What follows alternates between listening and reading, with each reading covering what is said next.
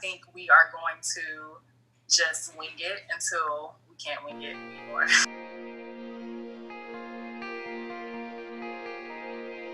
And I mean, not knowing how long this is going to be a thing, that's why I'm just like, okay, am I going to keep my kid in this little bubble forever, or what? Like, how do we proceed from here?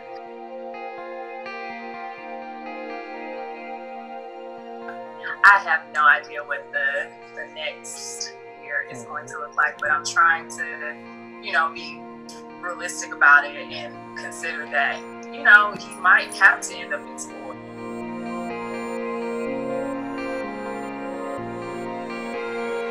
Many of the families that we serve have diabetes, hypertension, and other chronic diseases. A lot of the families we serve, they want the children to be back in school. They know that's a great place for the kids.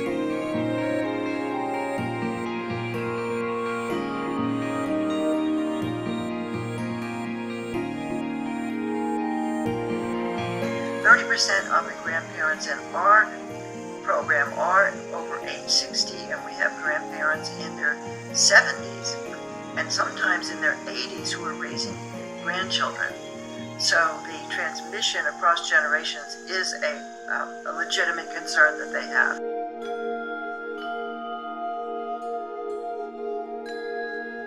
Well, of course, because my father is in his late 60s. He also has other health issues. That was a concern. Simply, I don't want to get him sick. Then me and my partner actually contracted COVID. So that was really scary.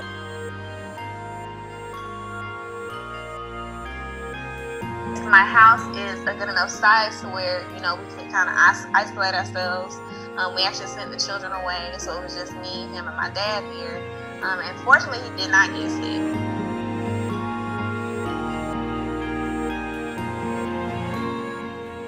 So far, so good. So I'm hoping that is going to be the trend.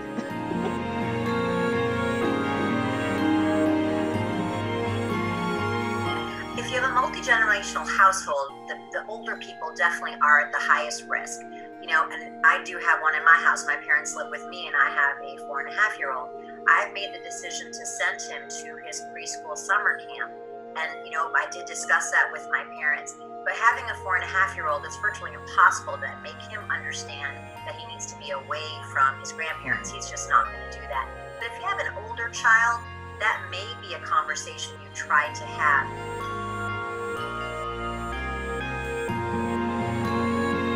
It's very hard as a parent not to let your emotions come into this, but I think you really need to look at the cases in your area. You need to look at what is your school doing to try to protect your child.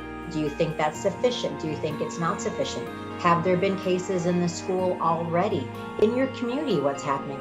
All those factors should go into making that decision.